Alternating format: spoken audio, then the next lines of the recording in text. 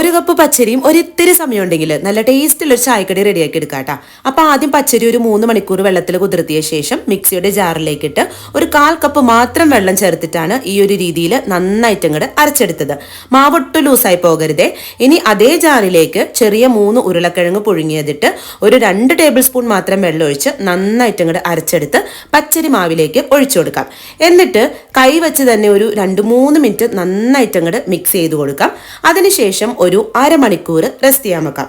എന്നിട്ട് അതിലേക്ക് ഒരു സവാള, കുറച്ച് മല്ലിയില, കറിവേപ്പില, 2-3 പച്ചമുളക് അരിഞ്ഞതിട്ട് ആവശ്യത്തിന് ഉപ്പ് ഇട്ട് നല്ലോണം മിക്സ് ആക്കി എടുക്കാം. അപ്പോൾ ദാ ഇതുപോലെ വേണം മാവിരിക്കാനായിട്ട്. എന്നിട്ട് ചൂടായ എണ്ണയിലേക്ക് സ്പൂണിൽ കോരിയിട്ട് ദാ ഇതുപോലെ അങ്ങോട്ട് ഇട്ട് കൊടുക്കാം. ഇതിലേക്ക് ബേക്കിംഗ് സോഡയോ ബേക്കിംഗ് പൗഡറോ ഒന്നും ആവശ്യമില്ല കേട്ടോ. എന്നിട്ട് അങ്ങോട്ടും ഇങ്ങോട്ടൊക്കെ തിരിച്ചിട്ടിട്ട് ലൈറ്റ് ഗോൾഡൻ കളർ ആകുന്ന സമയത്ത് കോരി മാറ്റാം. നല്ല ടേസ്റ്റ് ഉള്ളൊരു പലഹാരമാണ് കേട്ടോ. എല്ലാവരും ട്രൈ ചെയ്യണം.